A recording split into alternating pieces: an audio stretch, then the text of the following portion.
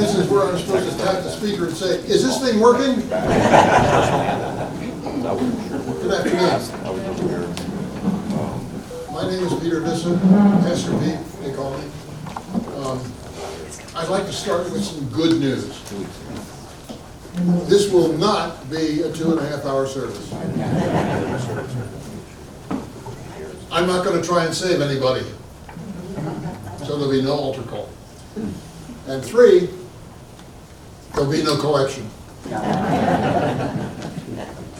Today, we need to remember and celebrate the life of Dick Hall and to commend his soul to the care of God Almighty. Before he was yours, he was God's, and now he is God's again. Let's begin by joining together in praying the traditional memorial prayer, Psalm 23. The Lord is my shepherd, I shall not want. He leadeth me, excuse me. Could someone bring some water? I should have thought of it. He maketh me to lie down in green pastures. He leadeth me beside the still waters. He restoreth my soul. He leadeth me in the paths of righteousness for his name's sake. Yea, though I walk through the valley of the shadow of death, I will fear no evil, for thou art with me. Thy rod and thy staff, they comfort me. Thou preparest a table before me in the presence of mine enemies. Thou anointest my head with oil. My cup runneth over. Surely goodness and mercy shall follow me all the days of my life, and I will dwell in the house of the Lord forever. Amen. Now some bad news. I'm afraid I'm going to have to disappoint some of you here. You see, most people expect 2 things of a clergyman at a memorial service, a funeral. First, they expect a great eulogy for the departed loved one. And second, they expect some powerful preaching. Well, that's for the eulogy. Fact is, if you've ever been to a funeral or memorial service or celebration of life before, and I suspect every single one of you has, you've more than likely heard the minister or priest, after butchering the family name 2 or 3 times, recite a series of facts intended to let you know that he knew the departed one well. Let's be honest. There's nothing I can tell you about Dick or the important events of his life that you don't already know far better than I. After all, you have a tremendous advantage over me. You knew him, and I didn't. And you know, in a way that makes my loss even greater than yours, because I'm never going to know the many joys that having him as part of my life would have brought me.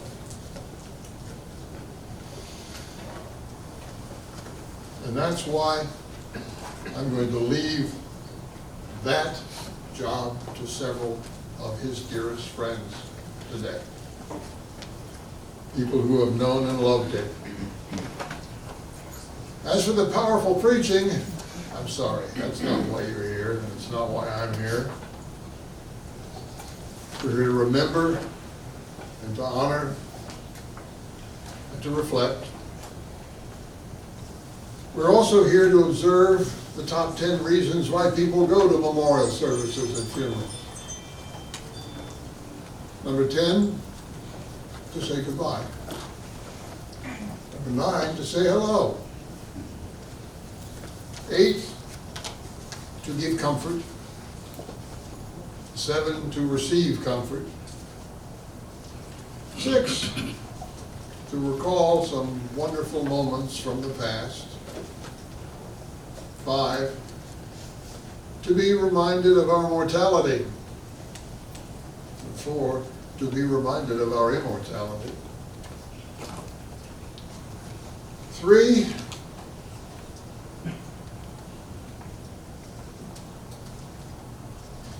and this one, to reaffirm our faith in the future. And 2, to say to God, I don't understand. And the number 1 reason is to hear God say to us, I know you don't understand. Someday you will. Until then, be not afraid. Love one another as I have loved you, and know that I am with you. You've undoubtedly heard at least one version of the old one-liner about there are just two kinds of people. Those who divide everyone into two kinds of people and those who don't. Well, it does seem to me there really are two kinds of people. Givers and takers. I'm reminded so often that when we were born, each one of us is given an incredible cornucopia of gifts.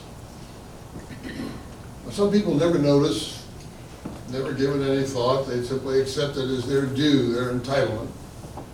They hoard the gifts, rarely, if ever, sharing them with anyone, and they use them mainly for their own pleasure. These, of course, are the takers.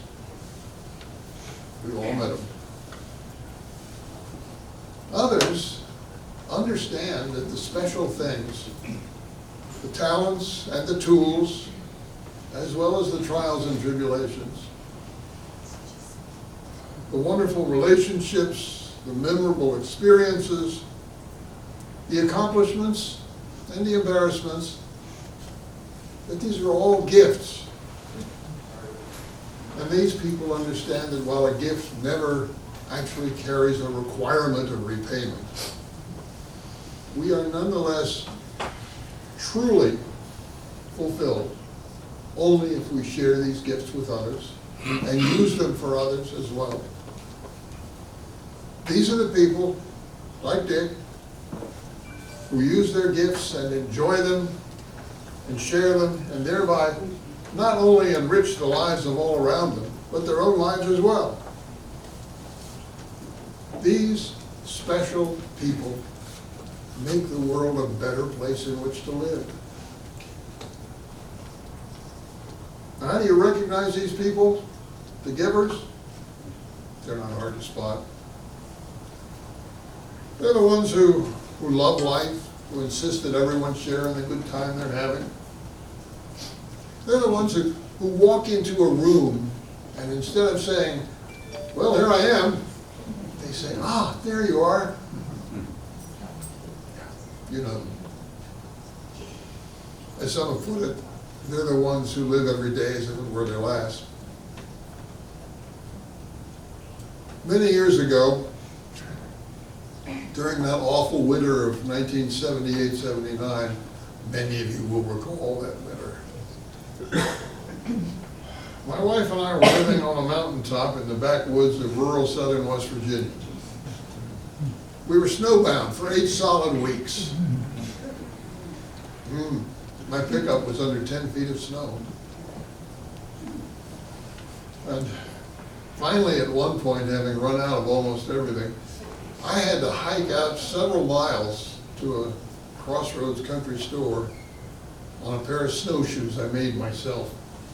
The ugliest snowshoes you can possibly imagine. And when I was nearly there, I stopped, exhausted, to rest in a little graveyard. And as I sat there in the snow with my back up against a stone, I looked across at what was inscribed on the stone facing me. It said, once and for all, here lies Zach. Went out for milk, never come back. I needed a good laugh right about then, and I was most appreciative. And that memory has stuck with me to this day. The lesson I took from that folksy epitaph was this: death can come at any time. When I see the daily obituaries, 2 phrases often jump out at me. One is, after a lengthy illness, and the other is, passed away unexpectedly. You see, even if we're getting on in years, and yeah, I know a few things about that, like some of you, whether we're ill or well, we all know that someday the end is coming. We just don't know the exact day and hour. Life is filled with surprises, and all too often one of them is death. May we greet each day as if it were our first, and live each day as if it were our last, because it might be. Was Dick perfect?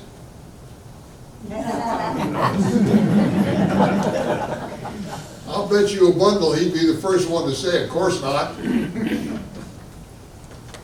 Like us, he was human. Special, yes, but human. In Shakespeare's Julius Caesar, Mark Antony says of his murdered friend and mentor, "The evil that men do lives after them. The good is often turned with their bones."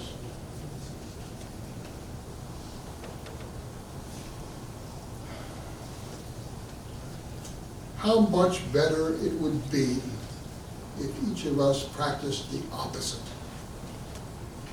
If we strove to see that the good done by our departed loved ones lived on in our stories and our memories, and the little mistakes, the missteps, forgiven, forgotten. Is this not how each of us would prefer to be remembered? Not for our faults or our failings, but for the kind words we might have spoken, the little good we might have done for someone else.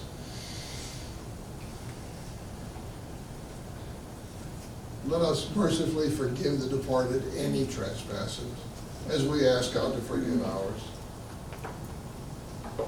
And speaking of our memories and stories, let's share some of them right now. Let's begin with Kirk Booker. Patsy's son, Dick's stepson, they shared a wonderful relationship. Kirk?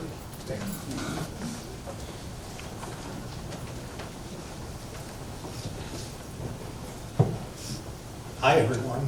Wow, this is a pretty big group. I don't even think I know this many people. It's really uplifting, though, to see you all here celebrating the life of Dick. As Pastor Pete told you, I'm Kirk, Patsy's son, Dick's stepson.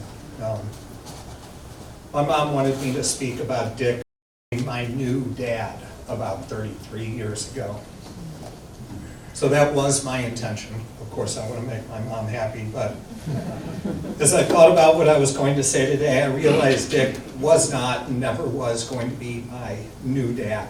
You see, Dick came into my life while I was away at college. Some of you can probably figure out I was a pretty wild child during those years, and forming a new relationship with my stepfather wasn't a very high priority. But one thing was clear, Dick was an incredible human being. I really liked him immediately, right off the bat. He was kind, he was patient, he was caring, and I'm pretty sure he had no desire to be my new dad any more than I wanted him to be my new dad. This was confirmed the first time I asked him for money, and he said, But that doesn't mean that we did not have a great relationship. And the more time we spent together, the more I liked him. He really was a friend, and he became a really good friend. He visited the Virgin Islands where I lived with my wife. We visited him in St. Louis and then here in Florida. I was there when he had quintuple bypass surgery. Wow.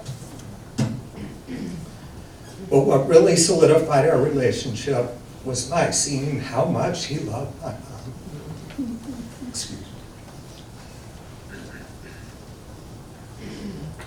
He just worshipped her and treated her like a queen.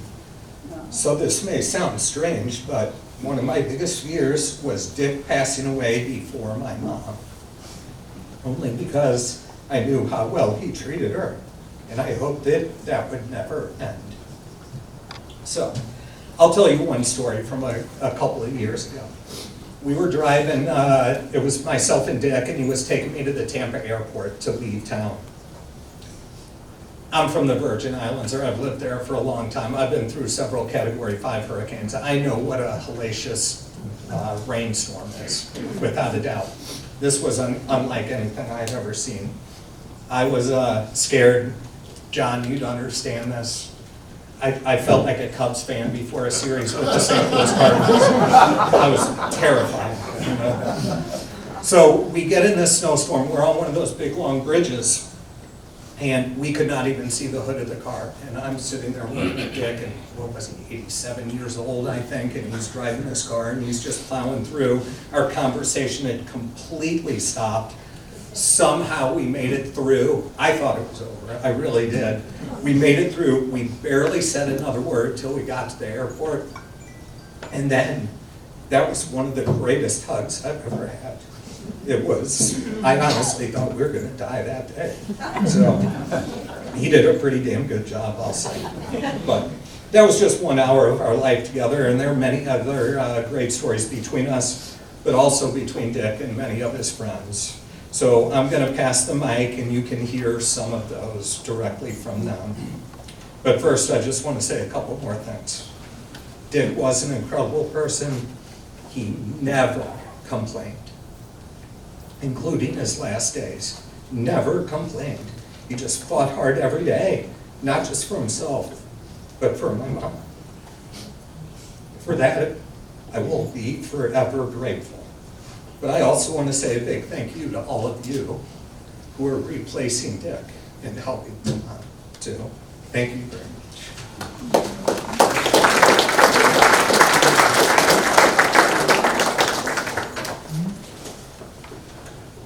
That's gonna be a tough act to follow. Dick's brother's eldest son, Sandy, was both a special friend and a beloved nephew. Sandy and Patsy are about the same age, and when Sandy calls her Aunt Patsy, drives her crazy. Wait a minute, Patsy Cline and crazy? Coincidence? But more about that later. Sandy? It's a hard act to follow. Yep. My name's Sandy Hall, and I've known Dick my entire life. And I can tell you, he was the best uncle in the world. And Aunt Patsy was just. There are those of us here today to mourn the passing of Uncle Dick, and that may be as it should. Dick was a man who truly loved life and enjoyed life to the fullest, and he made friends at the drop of a hat, and they become lifelong friends.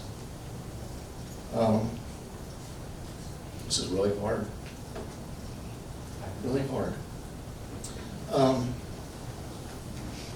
We each have our favorite remembrance of Dick, and some of us, many of them.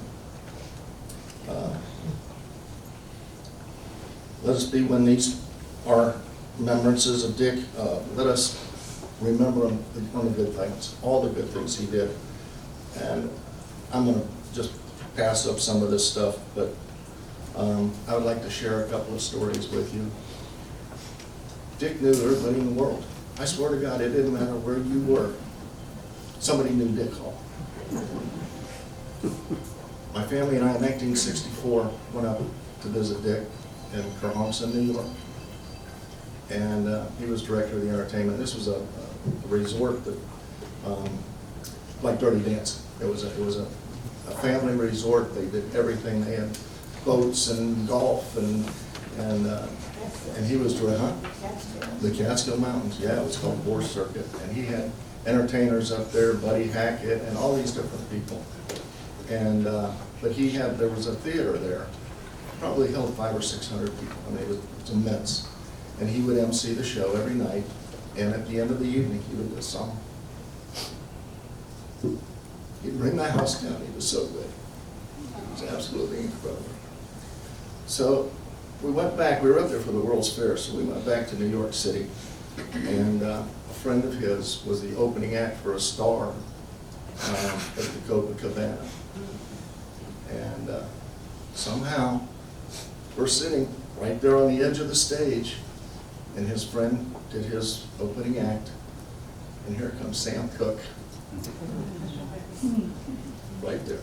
I mean, 10 feet away. Most incredible show you've ever seen in your life. Came back to Florida, Dick stayed in New York. I aged, he aged, I went in service, went to Vietnam, came back, married, got a divorce, ended up back in St. Petersburg. Dick had done his thing, he ended up in St. Petersburg. Now our ages are much closer together. And we hung out quite a bit, and both single. And he was working for the Breckenridge Hotel chain. Don Breckenridge hired him as director of entertainment. He was managing a hotel there too. So I'd stop in and have a drink with him once in a while, and we'd go out to dinner. One night we were at a place called the Fog Cutter, which is a restaurant nightclub. And entertainment was Dick Gold, and he knew Dick from way back when. And we're sitting there having a cocktail, and Dick's doing his show. And all of a sudden he says, "Hey Dick, come on up here and sing a song for us." I said, "No, I'm not going to do that." So Dick Hall comes up with a microphone and hands it to him, sitting at the table, just the two of us. So he sang a song, and the place went nuts. I mean, he got a standing ovation. Dick Gold says, "Well, why don't you treat me like that?" And somebody in the back of the group said, "You can't sing." So, anyway, Dick and I were the best of friends, and I loved him dearly, and I'll leave you with that. Miss my Uncle Dick.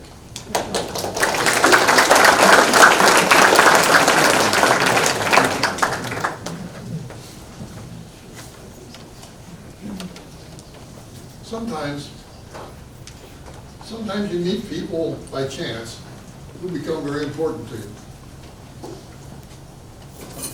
Nobody really knows if Dick and Patsy adopted Robin and Mike, or if Robin and Mike adopted Dick and Patsy. But Patsy says she can't imagine life without Robin and Mike, whom she and Dick considered part of their family. Mike?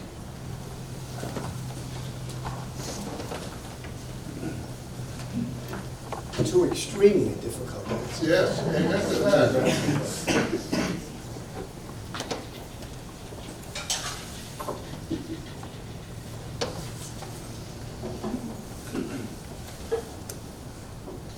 You just remember the one on the left is yours, the one on the right is mine. Good afternoon. Patsy, first and foremost, thank you for allowing me the opportunity to speak a little bit today about the wonderful life that Dick has had and how we can be a part of that. My wife and I moved here in May of 2019. As we both still work, this process started by us going out and taking walks every day at lunch, or sometimes after work, but typically at lunch. A lot of times we would walk down by Patsy's house, go by and walk by and see Patsy and Dick. The first time we walked down that road is when we were introduced to Dick. We went around the circle, and Dick was standing at the end by his mailbox, and he says, "Hi, are you new to the neighborhood?" And then it really caught us off guard, and that's where the friendship started and really developed. It was the enthusiastic approach and voice that he has and the welcoming spirit that he gave us. We soon learned that his dog is 6 months old, and his name is Dexter. We chatted with him for a bit, and we continued on our way. This became a trend for us.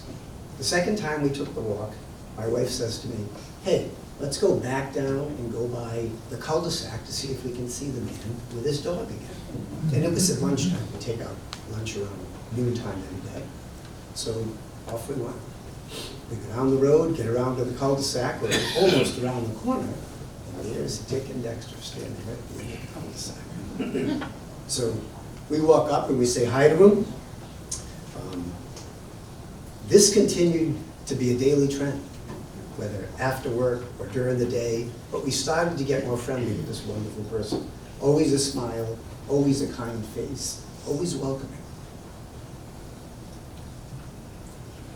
One day, we started to dive into what's going on in his life. You know, tell me more about you, tell me more about you. I learned Dick was in the entertainment business. He had a wife named Patsy. They're from St. Louis, as many of you know. They have 4 sons and grandchildren. As time went on, we had the pleasure to see as well. We found ourselves stopping by more often. Sometimes they would come over in their golf cart with Dexter, just about all the time. Bring Dex over, we chatted, we'd see him out at our mailbox, pull up into the driveway, come out into the lanai with us. We developed a great relationship there. It started with the impromptu visits and Dick's great smile and Patsy. We began to exchange gifts of kindness, friendship. We celebrated birthdays in part and together, holidays as well. Over time, it became like a family. He's not only a good friend, but a father figure to us, as we have the utmost respect for him.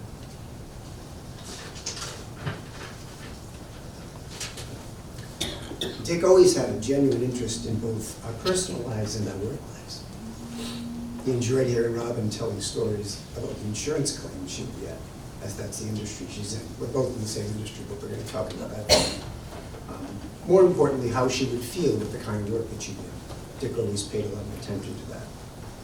Her job is super stressful, so Dick would constantly ask her about what's going on, how did the day go, how were the customers, and how are you dealing with the stress. And he was great to point out that, stress is a big killer of people from a body perspective, and to pay attention. He always had that concern. So it was kind for him to see the little he knew about us and how much he cared. Another example of that, on Sunday nights, I play ice hockey here in Florida. So every Sunday night, when I get off the ice, I have to text Dick and Patsy and let them know that I'm okay. So Dick would be worried. Clearly he doesn't want me to get hit on the ice. So I would make sure that when I get off the ice, typically before I go back in the truck, that I would send a text and let them know okay. He always wanted to check in and make sure things were good. He wanted to try to come to see me play this year, but he couldn't. So since he's passed, each Sunday night I somehow feel like he's still there watching, which brings me a lot of peace. Although we lost most of our games this year, he's truly been there watching, and I know he's proud of the work that I'm doing with the rest of the team, and it didn't matter who won. He just cared about the fact that I was safe.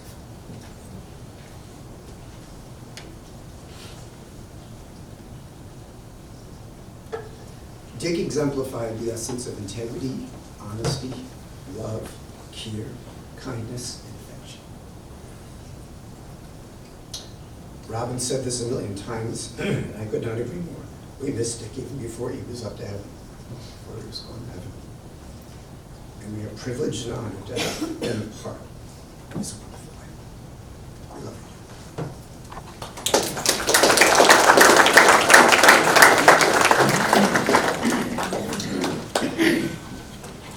Incidentally, Dexter asked me to convey his regret that he wasn't able to be with you.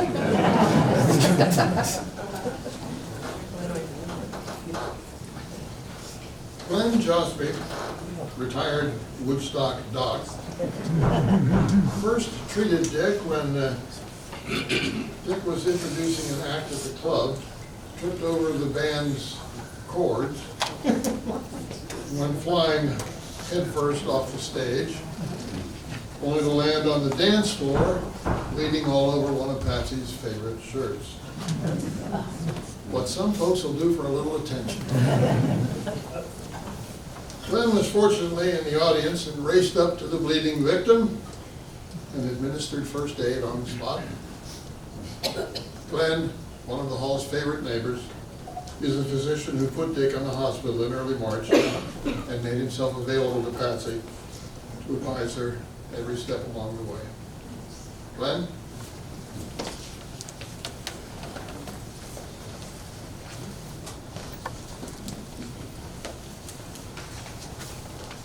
Good afternoon. By the way, I didn't put him in the hospital. Good point. 13 years ago, my wife Vicki and I moved to Waterloo. And one of our first nights here, Franklin and Pauline invited us to join their table with some of their closest friends. There was Ron Arter and his wife Lee. There was Bill Stasek and his wife Sissy. There was Dennis Carconian and Connie, and of course Dick and Patsy. Little did I realize at the time what great men we were sitting with. Each of them loved their community, had a great sense of humor, were intelligent, and it's a shame that they're no longer with us. I'm here. As far as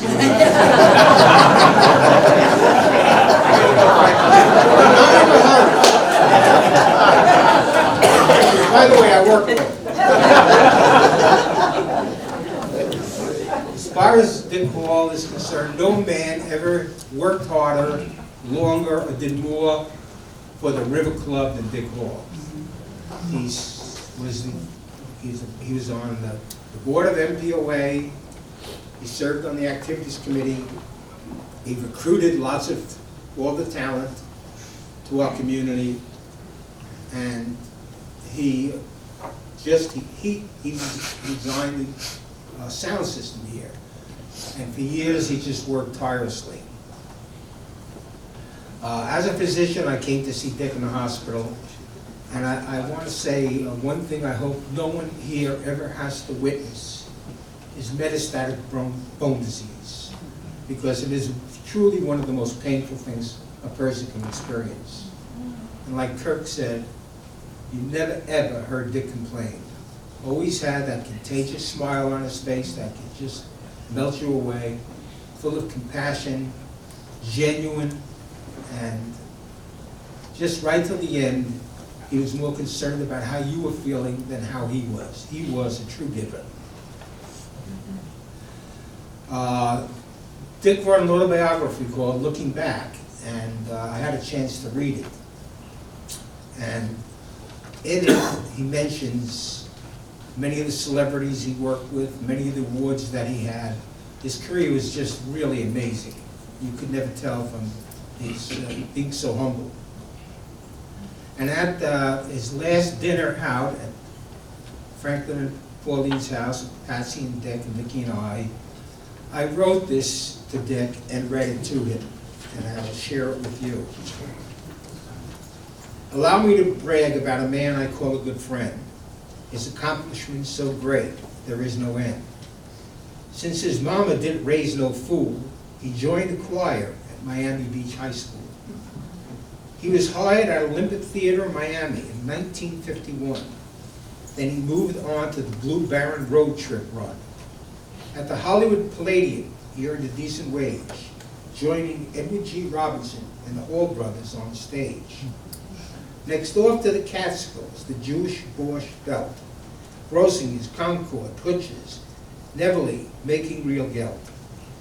Then the Apollo Theater in Harlem, he moved up another bracket as he sang with Martha Ray and laughed with Buddy Hackett. 12 years as manager of the Granite Hotel, hired so many, hundreds of tales he could tell. Every star in show business appeared at some time. Memories are great, the times were just fine. On a cruise ship to Havana with the 5 o'clock club, with Nat King Cole, Del Barth, and Don Rickles did they rub. They were assaulted by Fidel Castro at times of unrest. That was not the way to treat your finest guests. Too many accolades for me to try and cite them all. For you and Patsy, life has been just a ball. At 89, when you sang My Way, the Waterleaf crowd stood and roared. Among those applauding from above would have been Old Blue Eyes, chairman of the board.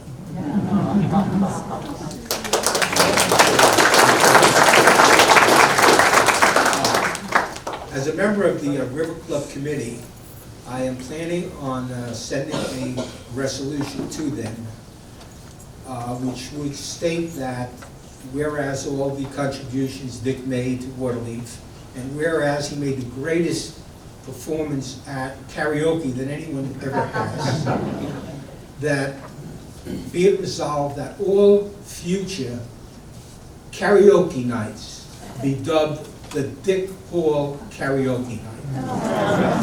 Okay?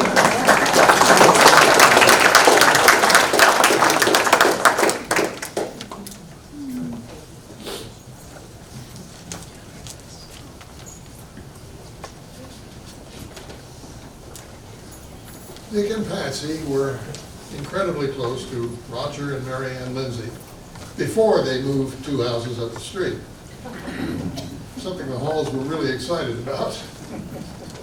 Their love of music was something that Patsy and Dick really had in common. Roger had worked very hard on the arrangement of Dick's music from old audio tapes and CDs, which we were trying very hard to play earlier in the day. The sound system wasn't working all that well, was it? Roger, you're next. If you don't mind, I'm gonna sit while you stand. That's All right? fine, that's fine, yeah. It's, I promise this is double spaced, it's not going to take as long as it is. Well, good afternoon, and, thank you, Patsy, for asking me to say a few words to help celebrate the life of Dick. Unlike many of you, Mary and I have only really had the pleasure of knowing Dick over the last 12 years, and we got to learn it was truly a remarkable life. Although it was a relatively short time, we will certainly treasure the memories that we shared with him. And I suppose after all that's been said, what can I really is left to say about Dick? Well, for me, I think there are three things that will always remind me of Dick. Firstly, boy, could that guy eat? I'm saying, how does anyone stay that trim and eat as much as Dick did? If we ever went out for dinner, the routine was always the same. He would insist that the server went through the menu and all the specials in excruciating detail. And then after a suitably theatrical pause, he would order the meatloaf. Dick was a connoisseur of the not the Dick loaf, but the meatloaf. I said to Dick, Dick, you could have probably added a few years to your life if you'd have just cut to the chase and ordered the meatloaf. And I guess therein lies a lesson for all of us. You know, if you fancy the meatloaf, just order the damn meatloaf. Now, secondly, Dick was a true gentleman. Most of us know that Dick was an exceptional performer, but far more importantly, Dick was a class act. However, it was over our mutual love for music that unfortunately I spent hours preparing and none of you have listened to, but there are CDs that have been produced that will be available later. It was over music that Dick and I truly bonded.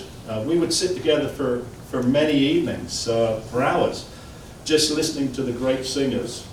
You know, Pavarotti, Sinatra, Celine Dion, the Four Aces, Mario Lanza. He loved them all.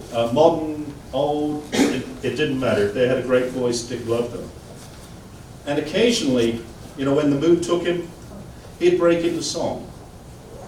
And he would exercise that beautifully toned voice that he'd been gifted with. You know, we would avoid politics. As you know, Dick was a bit of a Democrat.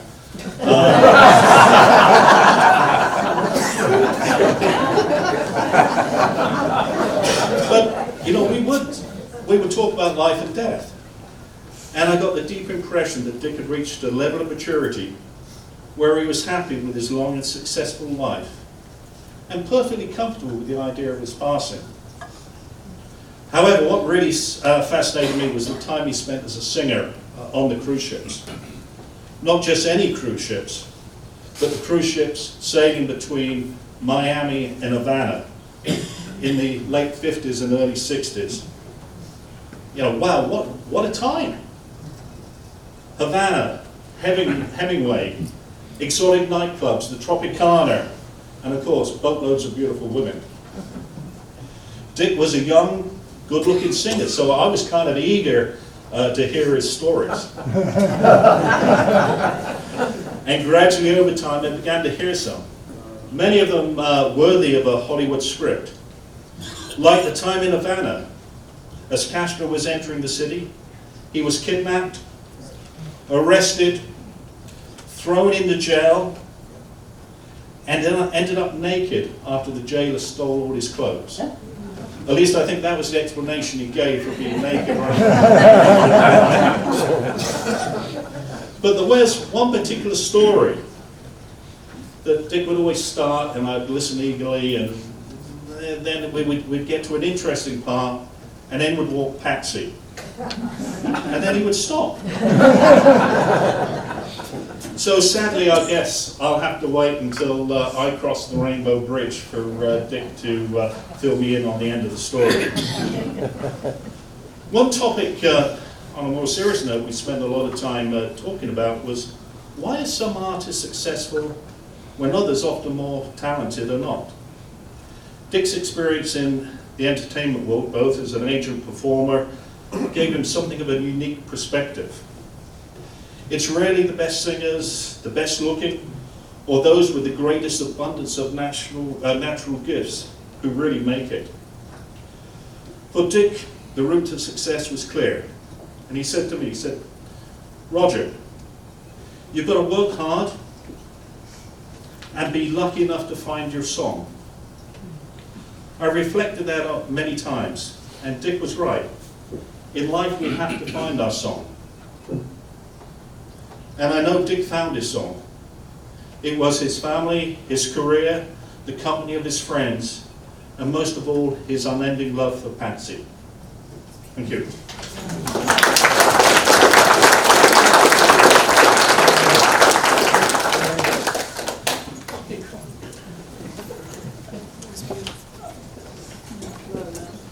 Jonathan Howe, who was kind enough to come down from Chicago to speak with us today, is founder and president of the law firm Howe & Hutton, based in Chicago, offices in DC and Virginia.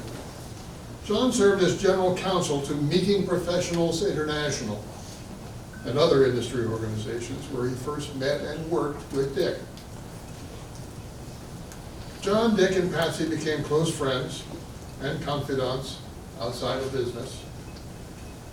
John also has a ton of great jokes, I'm told, and is a truly fun and funny fellow to be around. Dick always looked forward to traveling and spending time with John. John? Thank you. Well, I got to know Dick through MPI, obviously, and Dick was a very strong supporter and advocate for the entertainment meetings prevention industry. He did many things along the way to be of assistance to the profession and to be a mentor. But let me share with you just a few observations that I made over the years in getting to know Dick. First, I met him in St. Louis when he was active as a charter member of the MPI chapter in St. Louis. From there, he got involved with the international organization. He served on the foundation board of trustees for many years, as well as being a contributor to many of its programs and leading it going forward. Along with him and J. Franklin Dixon, my good friend too, over some 40 years, many stories developed. But we had some events that were, let's put it this way, not scheduled. They were a dinner every Saturday night, twice a year. Once in December at the PEC, or Professional Education Conference, and once in the summer at the World Education Conference. And those dinners started out with maybe 5 or 6 of us at a table in a restaurant, and pretty soon it got to the point where people around us were sort of looking at us askance and saying, get a room.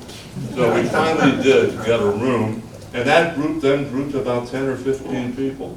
And after dinner, it was a tradition for everyone to share a story, or 2, or 3, or 4. Dick always had a great contribution. The Borscht Belt did not leave him without stories. And we had one lady involved with a group called Doris Clark, God rest her soul, who was our Zelda in the group, who had some of the most fantastic Jewish stories and jokes, and Dick and she would then compete with each other to everybody's amusement and delight. Now, you have to have a postlude to this, so after dinner, we would go back to the hotel, go up into a suite, and one of the requirements was the suite had to have a piano. And that piano was then the beginning of sort of our own little carol singing, song fest, and the like. One of the people participating also from St. Louis, good friend of Dick and Patsy's, Beverly Kincaid. Beverly unfortunately can't be here, but she would remind us of the duets that the two of them would do, and then at the end, or before the end, there would become that chant of Dick, Dick, Dick, sing a song for us. And Dick would go, and I think he always would bring the house down with My Funny Valentine. And that was one of his favorites, and a favorite for all of us as well. Dick was a contributor, as I said, to the industry. He worked with me in the early 90s on what's called music licensing. There are 3 performing rights societies in the United States: ASCAP, the American Society of Composers, Authors, and Publishers; BMI, Broadcast Music Incorporated; and CSAC, which stands for CSAC. And the deal here was events, conventions, and trade shows previously were left alone. They didn't have to have music licensing. And I call it the aha moment. One morning, one of the people at ASCAP said, "We've missed out a golden opportunity. We got to start licensing these people." And it became a very aggressive, including what we would call the music police. Music police would go into a hotel, look at the reader board, see what meetings were going on in there, and then they would plant somebody to see if music was being played, and then to find out, send them a nasty letter saying, "Cease and desist, you owe us thousands of dollars for imposing and breaching our copyrights to that various music." Well, Dick worked with me and successfully in establishing the first set of licenses, which substantially reduced the mayhem that traditionally existed in the industry and made some exceptions for being able to go forward. Dick also was the president of several organizations that dealt with entertainment companies and the provision of speaker bureaus and the like. Now, one of the things I always enjoy here, I think, is that as you look at Dick, the first word I think I heard everybody say, smile.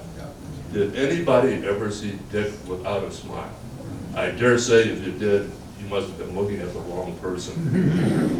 Another little deal was that there were 3 guys. There was Dick, Rod Abraham, another good friend of Dick's, and Lars Christensen from Denmark, who Patsy named the 3 amigos because they all would be confused for each other. Somebody would walk up to Rod and say, "Hey, Dick, how you doing?" or whatever. This confusion went forward for a while too, but then Dick sort of clean-shaved himself, and that confusion sort of eliminated itself. One of the things too that I always enjoyed was traveling, as was mentioned. I remember meeting Patsy before she met Dick through professional photographers. Then the next time I saw Patsy was in Singapore, and she was with Dick at the MPI World Conference.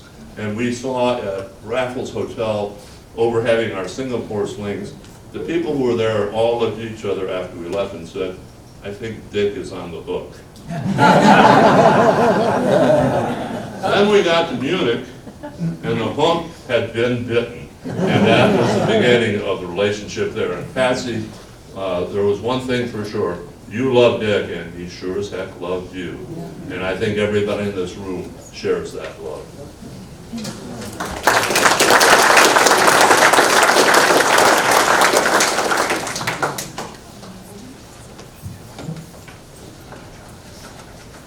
Franklin Dixon is Dick's oldest Waterloo friend. No slow intended. They've been friends and colleagues since the 1970s. Both had production companies, but they met through meeting professionals internationally. When Dick won the prestigious Supplier of the Year award, Franklin happened to be filming it. The Dixons moved to Waterleaf in March of 2003, just one day before the Halls moved here. Franklin?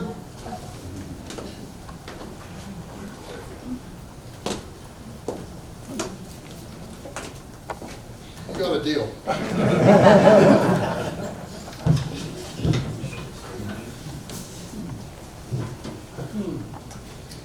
I am definitely not the oldest. I may be his longest friend, but I am not the oldest. Lives, we meet and make many friends. Few of them become good friends. Dick Hall was my good friend. He was a good soul, a gentleman.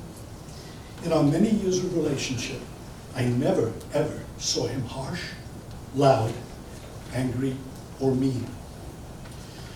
Pauline and I valued our friendship with Dick and Patsy because of the qualities that drew us to them. We walked many similar paths. We have been attracted to their total involvement in business, community service, especially here in Waterleaf. I first met Dick 51 years ago, 1972. And believe it or not, we both actually helped to create an industry. This may sound very strange to you, but at that time, large meetings were not a common thing. There were no audio visuals, no one paid attention to sound systems, and they weren't very sophisticated. Dick and I entered the business as young neophytes, and sure enough, as meetings got bigger, there we were, and we got bigger along with the meetings. Around this time, a number of meeting planners got together and formed the organization you've heard about, Meeting Planners International. I'd like to tell you a little about it because it was very much a part of our lives.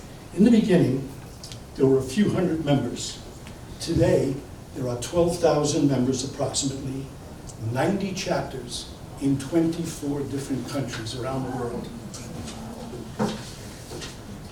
In addition to being an early member of MPI, Dick was a charter member of the St. Louis chapter, and in 1986, he became president of that chapter.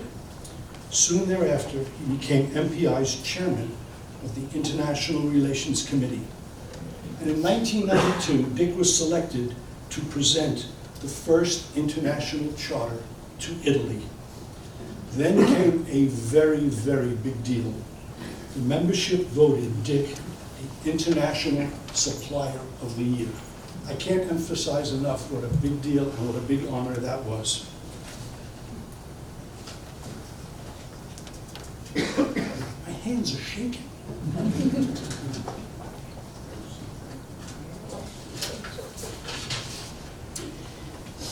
In addition to his involvement with MPI, during the latter part of his career, Dick was a founding member and president of the International Association of Speakers Bureaus, which was made up of all the speakers bureaus throughout the country. And then on top of that, he became a founding member and president of the International Association of Corporate Event Producers. This was an organization of those of us who produce corporate events. I'd like to discuss Dick's involvement with Waterleaf. It began in 2002 when Dick and Patsy moved to Waterleaf.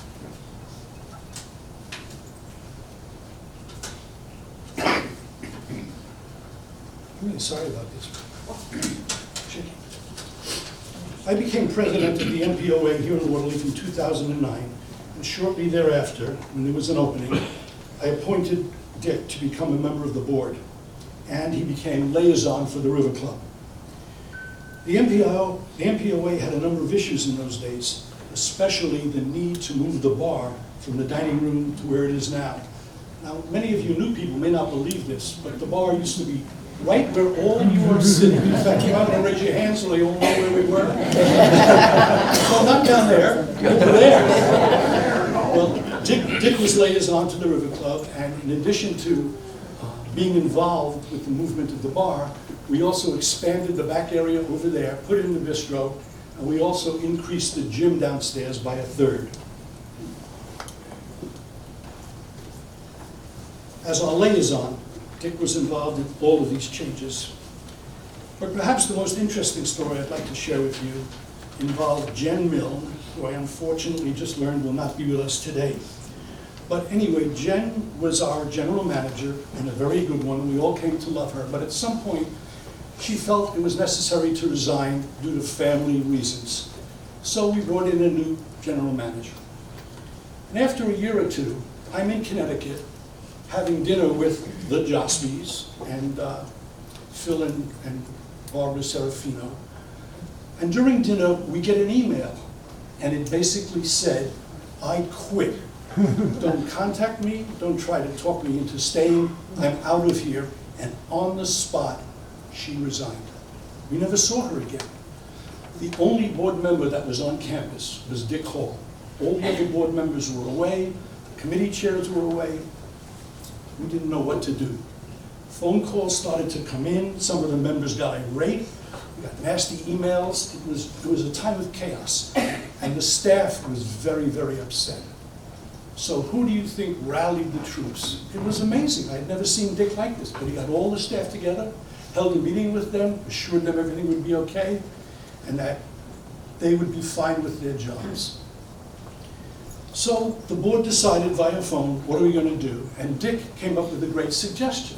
His suggestion was, why don't we call Jen and ask her to fill in till we find her replacement?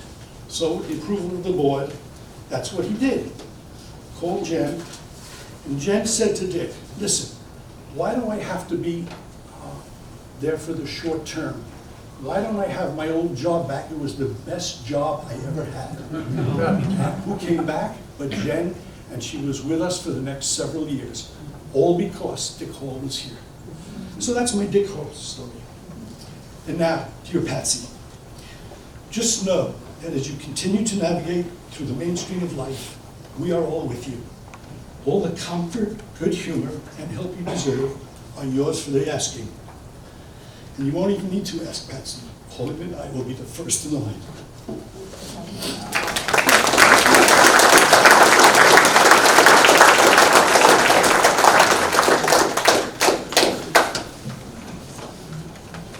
As you heard, Jen is not going to be here, unfortunately. Jody Carroll, Vice President of the MPOA Board, will deliver some remarks on behalf of President John Valletta, who is traveling in Italy today. And she'll have some personal remarks too. Dick was excited when Jody joined the board and would be very honored that she'll be speaking at his service. Jody?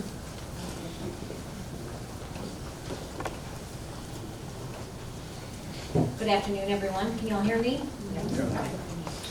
To you, Patsy, and to your entire family, on behalf of the board, we extend our deepest sympathy. As you all will know and you've heard today, Dick was most definitely a special man. He was one of the good guys. I had the pleasure of serving on the MPOA board with Dick Hall. He served with distinction from 2009 until he decided to retire at the end of his term in December of 2018. He was a member of our governing body and obviously very, very active in this community for 9 years and well beyond that, but he was the board secretary for many of those years. I learned much from Dick when we served on our time together. He was the board member who was not the first to speak. Instead, he listened for answers, and then succinctly and with sincerity, he added his thoughts to an action item. There were times we had to deliver news that was not necessarily what some people wanted to hear, and Dick approached those difficult conversations with compassion and in such a manner that the person may not have agreed with us, but he did everything he could to end on a good note with them. He felt strongly that in the end we were all neighbors, and that weighed very heavily on his decision making. Dick was the liaison, as you heard, to the activities committee for many years. It was a role he was obviously perfectly suited for. This activities committee is a group of, I'll call them passionate people who love to have fun, and they are charged with creating the activities that are offered to the neighborhood. As you know, quality experience was so important to Dick, and he wanted nothing but the best for the community that he loved. So if someone introduced the idea of a new band, Dick and Patsy had to go see them first before he would allow them to come here to Waterloo, just to be sure they were a good fit. If it was lighting or sound, Dick was the person who met the vendor. He discussed the expectations, tested the equipment, so it was perfect for our River Club. And when we had entertainment, Dick was the guy that met with whoever the band or the band leader was. He was the troubleshooter for whatever they needed. You would see him kind of standing in the back of the room. If there was something not to his standard, he almost invisibly attached himself to the person who could make the change, and they made the adjustment. He was that kind of perfectionist. We all benefited, and we never knew all the things he did behind the scenes to make our experience absolutely the best that it could be. One of the rare and unique qualities of people in this neighborhood is that very few wear their past as a badge of honor or courage. You meet people at a wine dinner, or you sit at the bar and you talk with them, and you talk about what's going on in the neighborhood. You talk about the weather, you talk about your doctor's appointments, you talk about your dog, right? You get the picture. Well, Dick was no exception to that phenomenon. I knew he must have been connected in the entertainment industry in some way, but he never talked about it. I had no idea. Then I found out this guy is the entertainment. It was his retirement dinner in 2019, and we had an agenda of people celebrating, roasting, and toasting Dick. And then it was his turn to say a few words. And then Dan brings up a boom box, presses play, and Dick becomes the entertainment. He serenaded all of us with his rendition of My Way, and as we heard many times today, he brought down the house. Everybody went crazy. So I guess all of us that volunteer, we hope we can bring something of value to the table, leave things better than we found them. And I can honestly say Dick left his mark on this community in so many ways, and we are all much better off having the opportunity to call him our neighbor and our friend. Thank you for allowing me the opportunity to celebrate the life of our friend and neighbor, Dick Holm.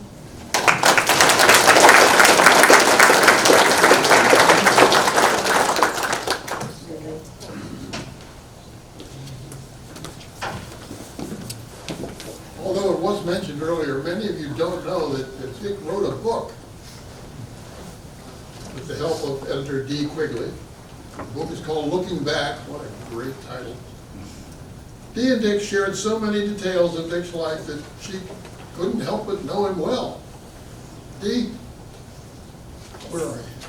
Come on down.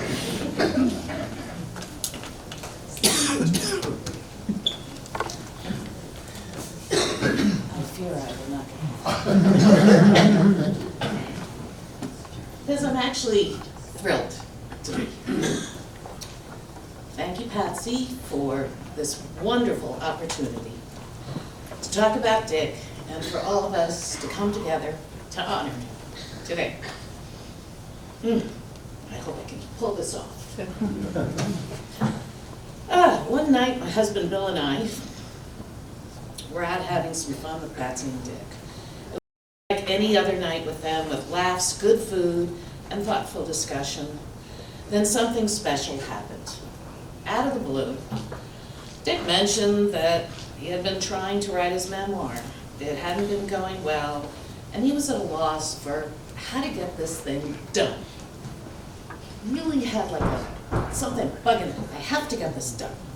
I tried, and I get so far, and I don't know what to do with it. So, you know, because I adored Dick, I'd like to claim that I was his biggest fan. I couldn't miss the opportunity to jump in and volunteer and say, let's do it together. Can I help you? Will you let me help you? And that was the beginning of an absolutely wonderful 18 months of finding out about Dick, his life, his unusual experiences, his family, the son, Jeff, he adored, his brother Sandy. No, you're the son of his brother Sandy. That's correct. He also adored and looked up to. Sandy, I understand, was about 9 years older than Dick. No, Dick's 13 years older than I am. Well, I Dick. told my dad. Said that backwards. Okay, well, okay. And he adored your dad. And he told me about this. We would sit and we would chat about different circumstances, and I said, how do you want to focus on this? And he said, well, he says, it's important to me to let my family and my friends be aware of what I did with my life. He didn't think that people really understood what parents, grandparents did. That word wasn't passed down. And he didn't want to let that slide by. So, the first line of the book starts out with, I always loved to sing.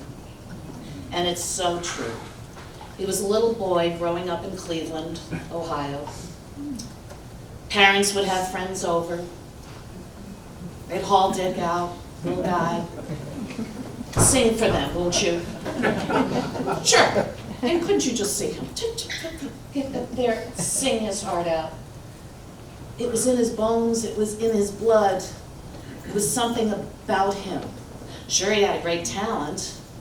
He was born with that, gifted with a voice that none of us could ever even imagine the sound coming out of us. But that was his gift he was born with. But he was also born with a passion to share it. He knew it would make people happy. He knew that I think his purpose in life was to be joyful. I've heard never complain, very, very true. We all agree about that.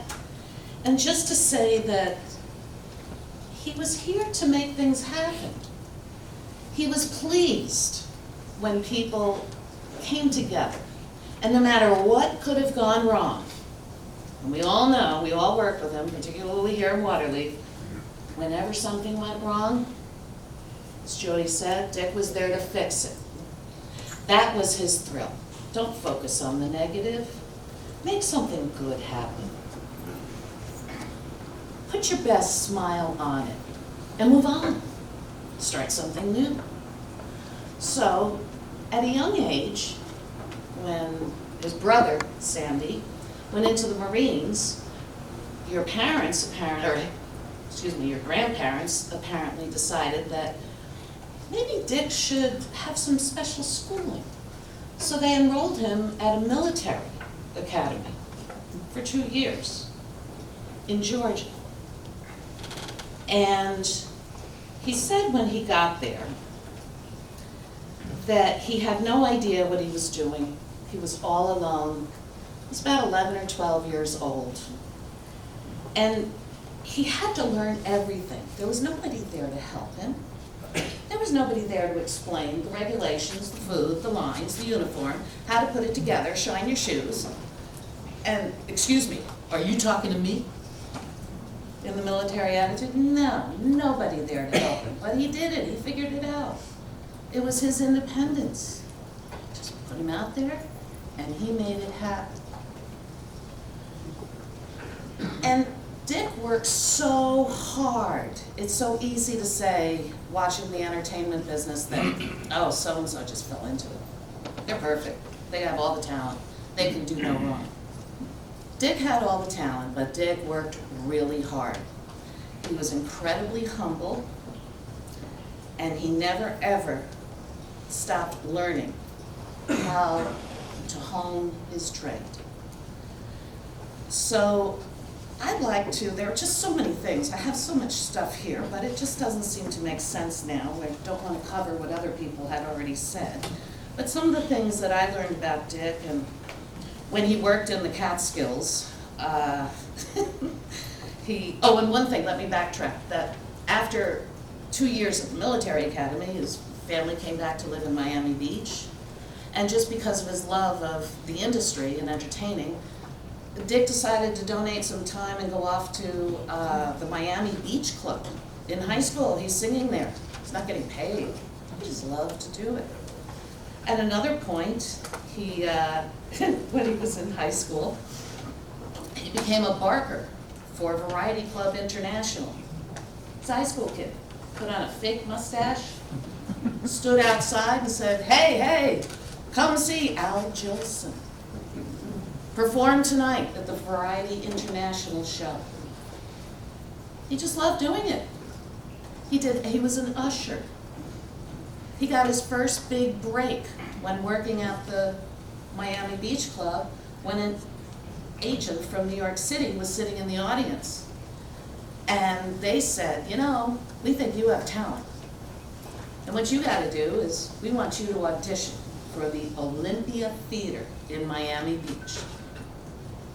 Like, I'm in high school. I'm 17 years old. So his parents went out, bought got him a person who could play piano, who could write scores. He learned breathing techniques from an opera coach from New York City. They did everything they could possibly do to supply Dick with what he needed to be a success. And the rest was up to him. Well, he sure took off with that, because he went to the Olympia Theater, and that was where he had his first job, and there he was. He said he stood outside the theater and would go there and stand there just to see his name, Dick Hall, on the marquee, with Eddie Peabody and Irene Ryan, Granny, Beverly Hills. Okay? So, one thing barreled after another. He won the audition. The next thing is, he finishes his stint there at the Olympia Theater, and he's asked by the agents to come to New York. His parents pack up the car, they say, "We drive to New York." Okay. Kiss, kiss, bye-bye, good luck, and Dick is left for the second time in his life, totally alone, never been out away from, except for the military academy experience, away from family. And here he is in New York City. Before his parents could actually get back to Florida, Dick had already been noticed because the Blue Baron Orchestra, the band leader, needed a male singer. There were 4 people who auditioned to get him. Dick won the audition. And before his parents were back in Florida, he was on an airplane, his first plane, out with the Blue Baron Orchestra to tour nationally. He's now a big whopping 18 years old. A phenomenal guy. He touched bases with so many, and rubbed elbows with so many people that I would just sit and say, "Really? Tell me more." Then what happened? Then what did they say? What did you say? And he would say, "Well, no big deal, this, that, or the other," but a few of them, and one of his favorites was Phyllis Diller, who was very close, Patsy and Phyllis. I've seen the pictures where she sent Christmas cards and gifts to Dick. Very, very nice relationship, very close. Jimmy Buffett, The Fifth Dimension, I'll just name a few. Don Rickles, who in Miami at another point, Dick finishes a show, goes off to this place where he hears this new comedian in town, and Dick had been singing, everybody knew Dick. And he walks in, and what does he hear? "Hey, there's this new kid in town, I hear this new guy's coming." And everything, "Well, I hear he's in the house now. So, who cares?" From Don Rickles. His name is Dick Hall, and he went on about Dick in his show, and that was Don Rickles. Jerry Lewis, Martha Ray, the Mills Brothers, Red Skelton, the Smothers Brothers, Leslie Uggams, Kirk Douglas, Joel Gray, Les Brown and the Band of Renown, the Letterman, Tammy Wynette, Red Fox, Pat Boone. He told me that at one point when booking Pat Boone in St. Louis, there was a doubles tennis match. Well, Pat needed a partner. Guess who was his partner? Dick had never touched a tennis racket. So off he goes, and he starts to play. Well, they won, but Dick said it was all because Pat, in his little white shorts and his shirt, looking spiffy, was an excellent tennis player too. So Dick sailed right along with them, and that was another great experience. He doesn't know what he did. Pat did it all. I don't think so. I bet Dick had a lot to do with it. He was also Neil Sedaka, Henny Youngman, Al Hurt, Dionne Warwick, Helen Reddy, Shirley Jones, Mel Torme, Edward G. Robinson, and who could ever forget Charo? Right? We'll never forget Charo. So I have a few stories that I thought I would just want to tell you a little bit about. He did tell me about with his family, where they went to visit his grandmother. And Mom and Dad would be sitting and talking to his grandmother, and there was an elevator in the building, apartments, and they'd be there for a couple of hours visiting, and, well, where's Dick? I don't know, but he must be around someplace, just a little guy.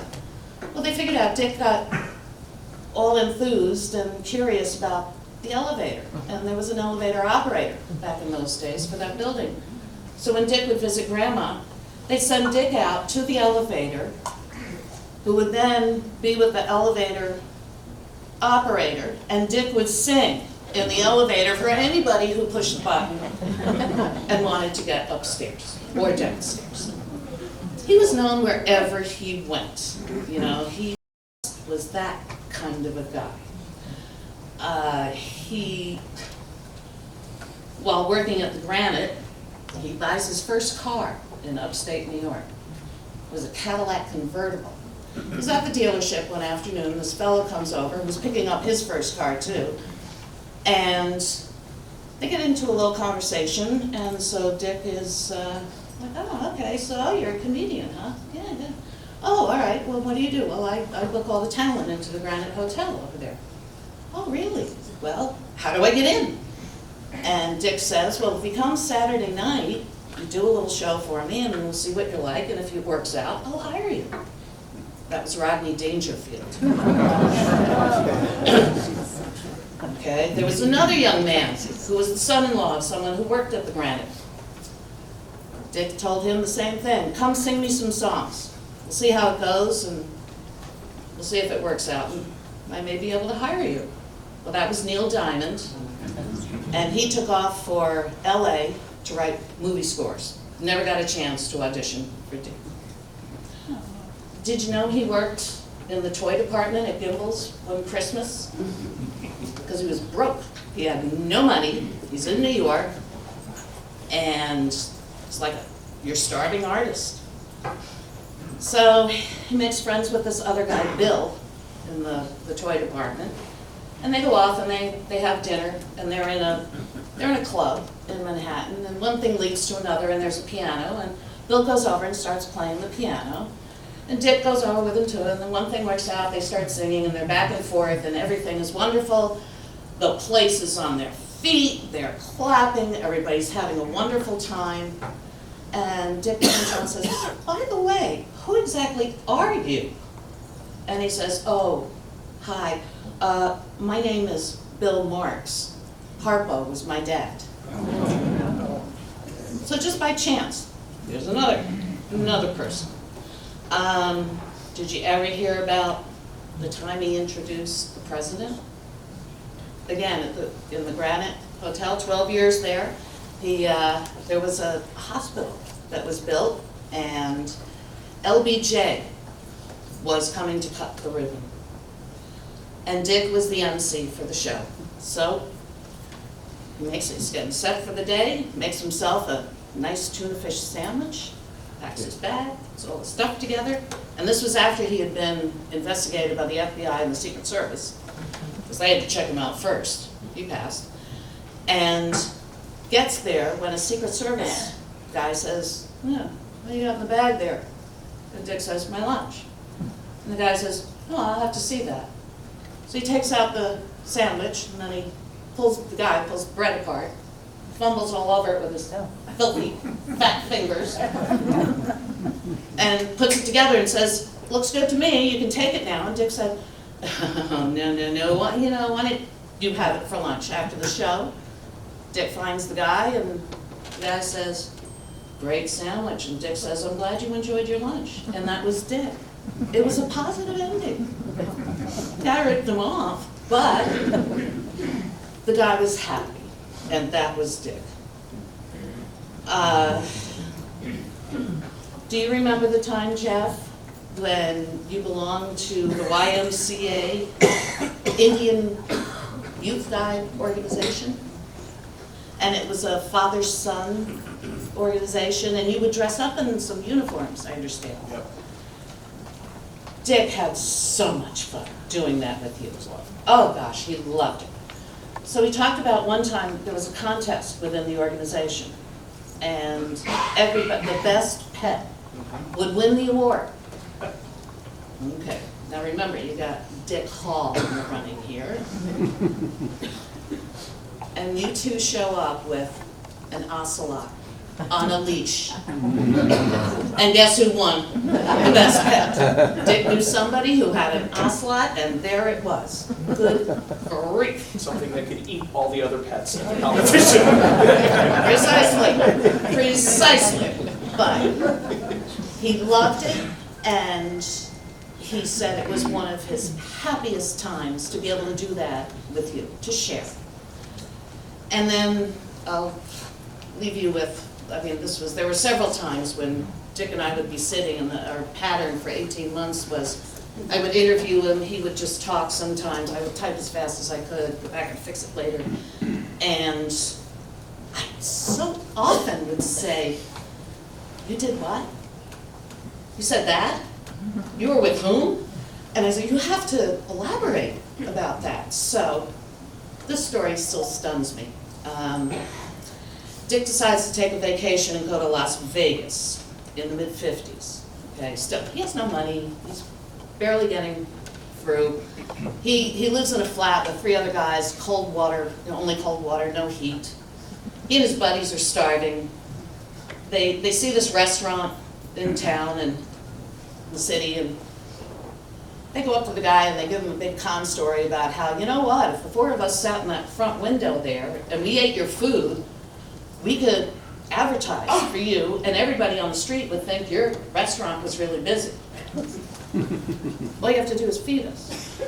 Well, it worked. They packed that restaurant every single night because they were in the window. But this is what he did. So he decides to go on a little vacation to Las Vegas.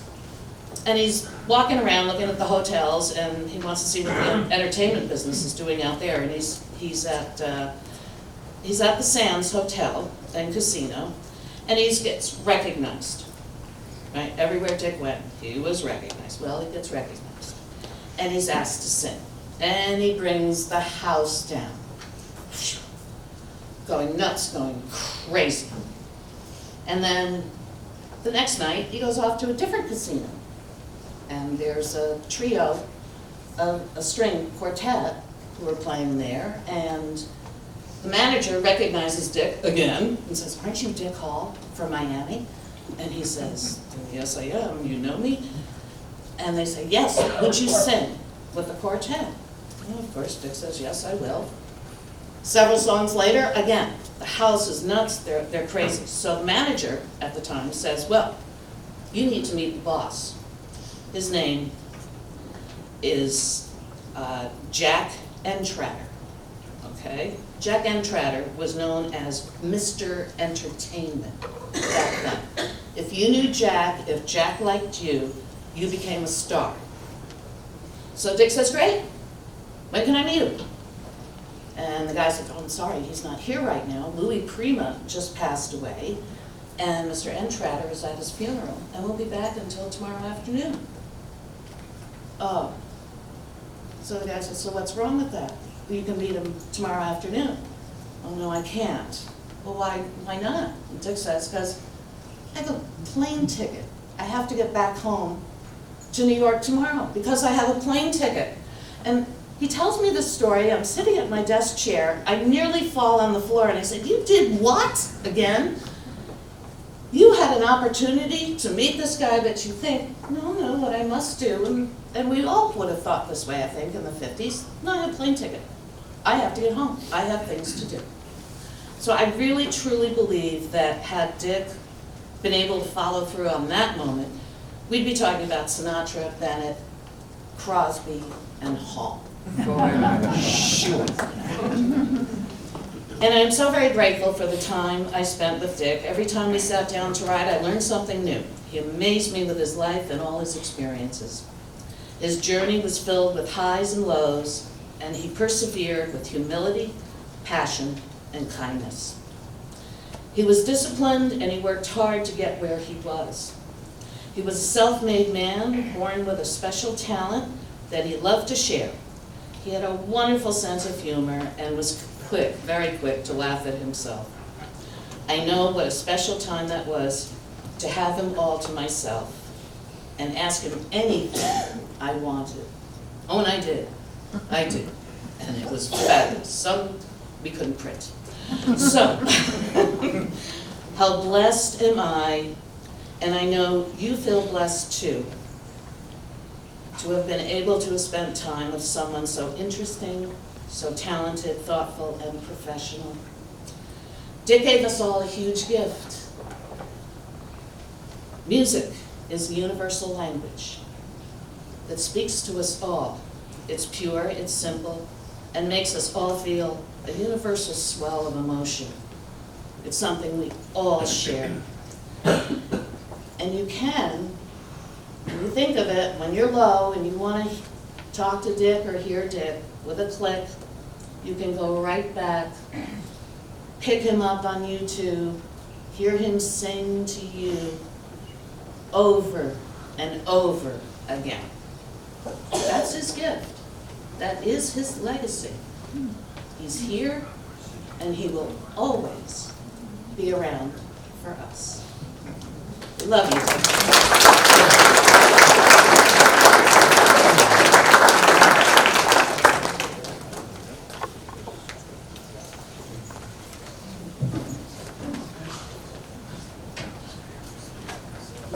Well, now I think it's time we hear from the one person who knew Dick best and loved him most. Patsy?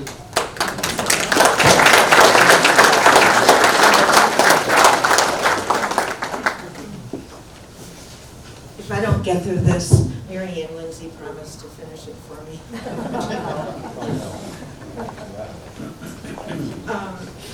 Thank you all for coming. The kindness and support that your friends have shown. Huh? I turned it off. No, it's Well, that's good. Can you hear me? Too much. How's this? Yeah, that's good. Okay. The kindness and support that you friends have shown is appreciated and so gratefully accepted. I simply cannot thank you all enough. Dick would be so touched that you have given up your time to come honor him today. There are a handful of people I would like to specifically thank, though, because without you, I don't think I could ever get through this. And first, Robin and Mike, Family Eddie, who were there for us in every way during the entire last year. Everything from helping get Dick to the emergency room, to leaving food on our doorstep, and everything imaginable in between. Glenn Joshby, who was kind enough to be my medical consultant and give me advice every step along the way, and intervene with hospital staff during Dick's last 3 weeks of life. Our next door neighbors, Kim and Sam Pizzo, who took care of Dexter every day for 3 weeks so I could get at the hospital. My God, was that appreciated.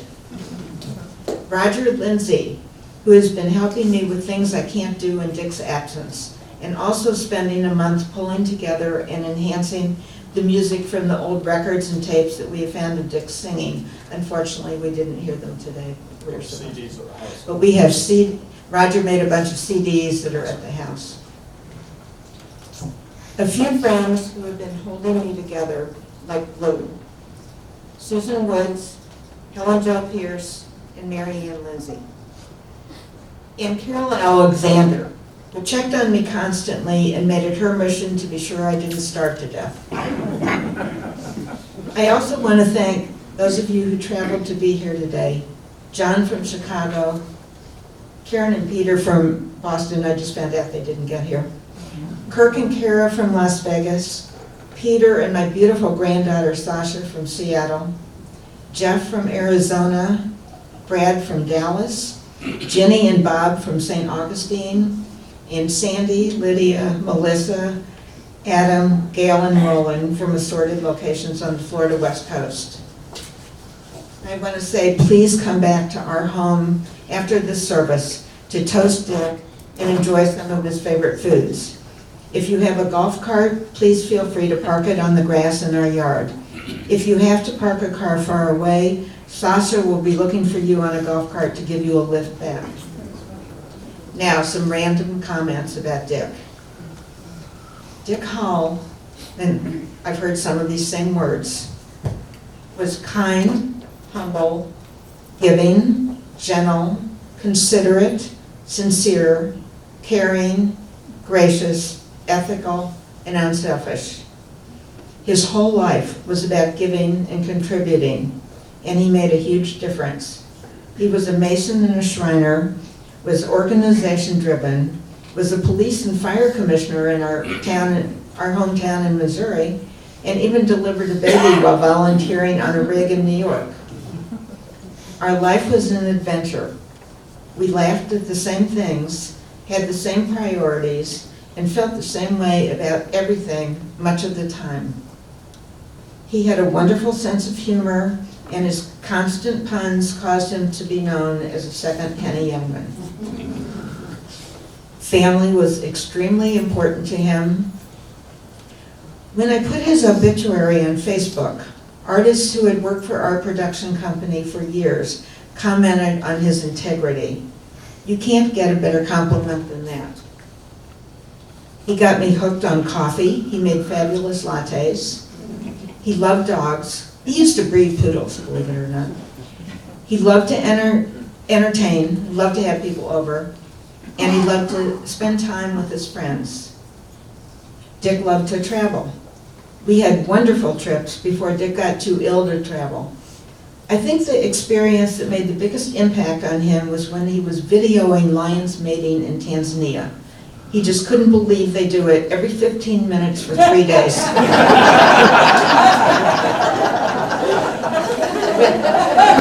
True. When he sang, my heart melted.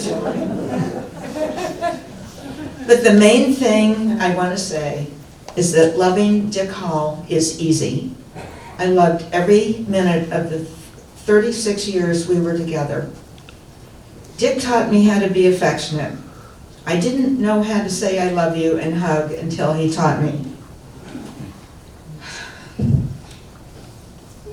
This is a hard sentence, I'm sorry. We were soulmates, and we truly believed that we were meant to be together. He was my best friend and was the love of my life. And yes, I know how lucky I was to find such love. I thank you all for coming to honor Dick today, and I wish you all love. Back to you, Reverend.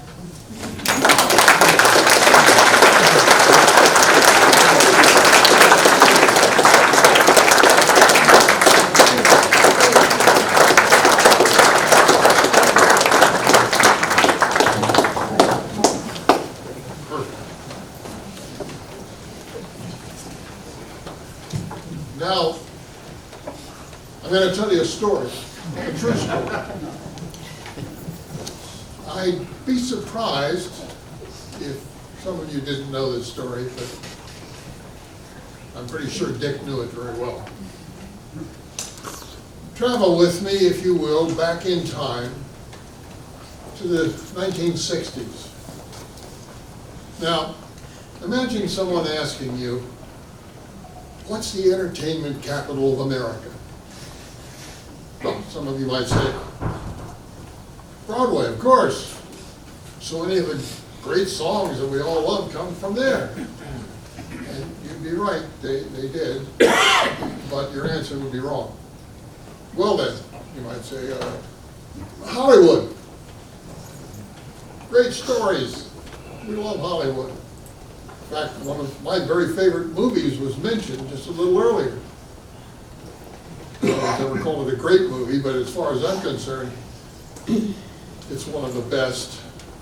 It's about the Catskills. Ring a bell? Dirty Dancing, absolutely. It was the best. Can't argue. He produced it. Well, really? Well, I love it. Didn't you produce it? Yeah. I fell in love with Jennifer Grey. And then this lady moved into my neighborhood who's a dead ringer for Jennifer Grey. My wife wasn't crazy about that idea. Anyway, if you're a great country music fan, you might say Nashville. Or a few years later, Bakersfield. No, wrong again. Correct answer? Las Vegas. Absolutely. Vegas is where all the great performers gravitated to, where they could display their extraordinary skills live to appreciative audiences, gathered in the many hotels and casinos Las Vegas has to offer.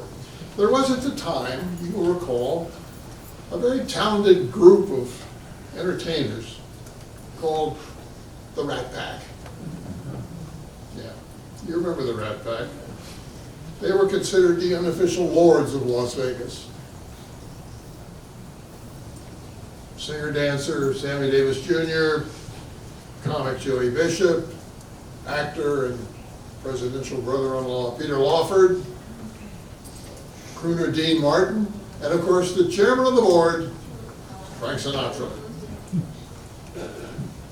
But who started the Rat Pack and who came up with the name? Well, those honors actually went to Hollywood power couple Humphrey Bogart and his wife Lauren Bacall. That's right, yeah. They lived in western Los Angeles. Their home was where an awful lot of the Las Vegas stars, especially the Rat Pack, loved to congregate and party. One night after much drinking and carousing, McCall looked around at her drunken friends and said, "Oh, you guys look like a pack of rats." And it stuck. Forever after, they were the Rat Pack. They tried a couple of other names, but that's the name that America loved. And at one point, a young singer-songwriter named Paul Anka came to Las Vegas. He was already successful, having created such teen favorites as Puppy Love and Put Your Head on My Shoulder. But he was very much admired in the entertainment world, though he was young. And he very much admired his seniors. He especially idolized Frank Sinatra. He was soon adopted, so to speak, by the Rat Pack. What he didn't know, however, was that old Blue Eyes was getting tired of the business, the recording and the performing and the whole thing. Young Anka kept telling Sinatra, "Hey, one day I'm going to write you a song, you know?" Sinatra, with all his talent, was not a songwriter. There was a long-standing tradition, so to speak, of successful singer-songwriters creating a song for someone else. The incomparable Willie Nelson, for example, wrote a song called "Crazy" for a rising young country star named Patsy Cline. And it became her best-selling song ever. This kind of thing happened once in a while.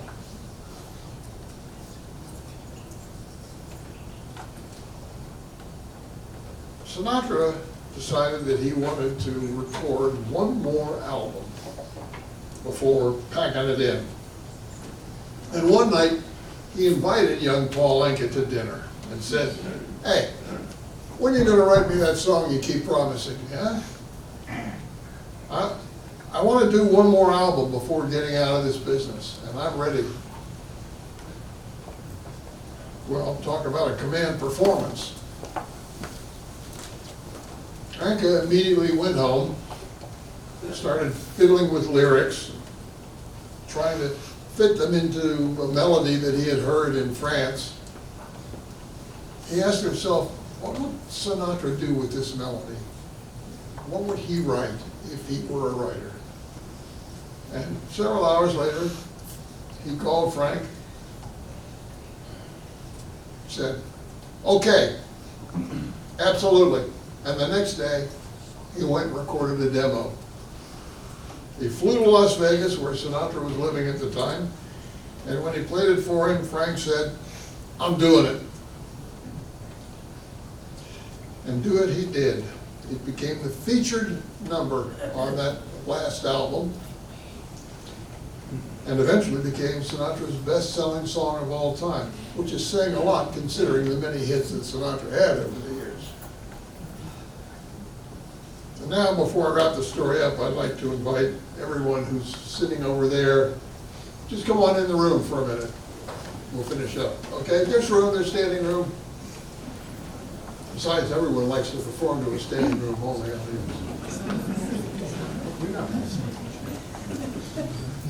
I was originally going to sing you this song myself. But I decided instead of insulting your ears and embarrassing myself, it would be better to get someone much better qualified than I to do so. Oh, one thing I forgot to mention. The song, when it was released, quickly became the #1 most requested song to be played at memorials and funerals. Yep. For more than 2 decades, it remained at #1, and it's still very, very high on the list. No, I'm not talking about Amazing Grace. Although the writing of Amazing Grace is also a fascinating story. Look it up sometime, you'll be intrigued. Are we ready? Take it away. And now the end is near, and so I face the final curtain. My friends, I'll say it clear, I'll state my case, of which I'm certain. I've lived a life that's full, I've traveled each and every highway,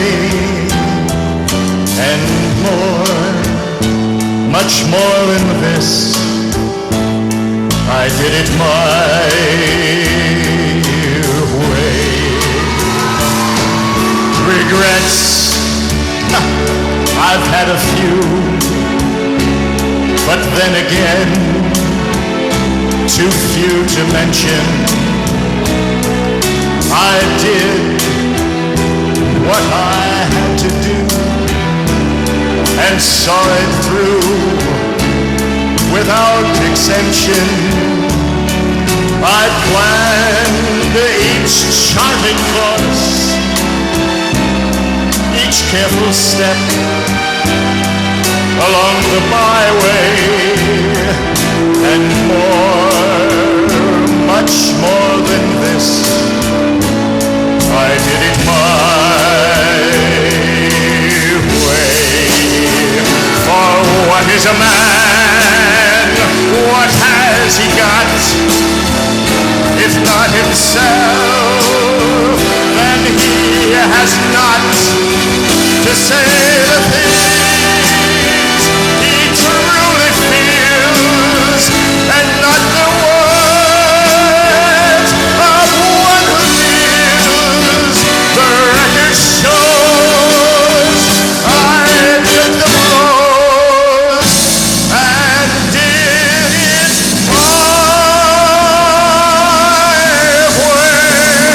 Wow! Stand up, stand up, stand up! Wow! Wow!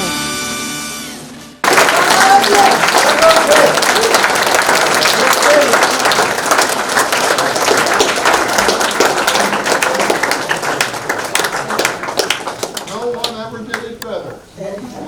Not Frank, not Elvis, no one. I recently learned of an epitaph on a very old headstone in a small cemetery outside Dublin, Ireland. The simple message reads, thank you. Death leaves heartache that no one can heal, but love leaves memories that no one can steal. The Irish do have a wonderful way with words, don't they?